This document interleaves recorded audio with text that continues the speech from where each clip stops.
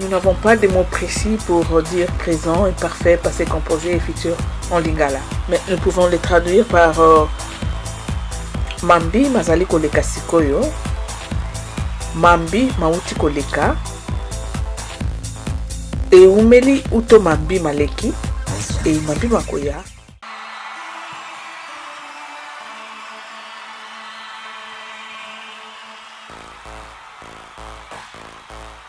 Et cette fois-ci, c'est les passés composés qui nous intéressent.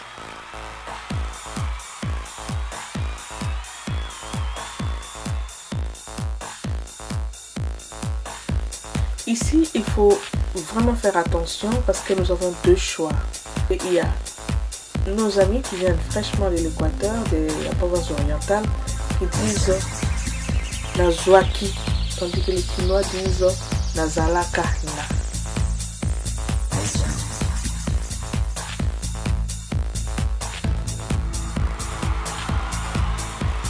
Nazwaki ou Nazwaka, Uzwaki, Azwaki, Tozwaki ou Tozwaka, Bozwaka, Bazwaka.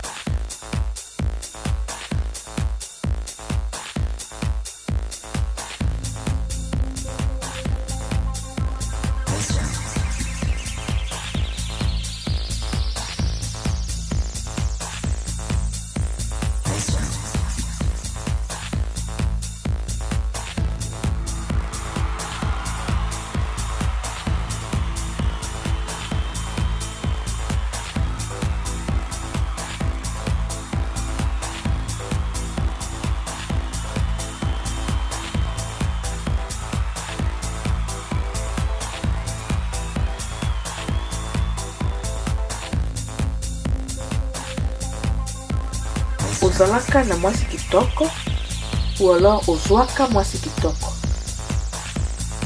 Bozalaka na tango, bozwaka tango. Bazalaka na radio ou alors bazwaka radio. Ndekolanga ya mobali azalaki na kinga ya sika.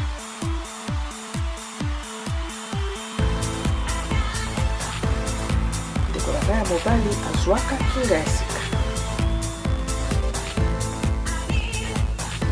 Ozalaki na momekano lobi loleki.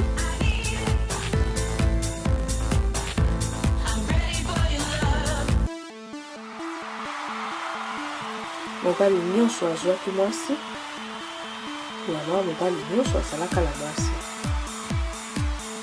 Baboti na ngai bazalaka na mbongo mingi. Baboti na ngai bazalaka mbongo mingi. Nazalaka na ndako kitoko na Haiti. Nazwaka ndako kitoko na Haiti. Azalaka na bana misato, baso bakufa. Azwaka bana misato, baso bakufa.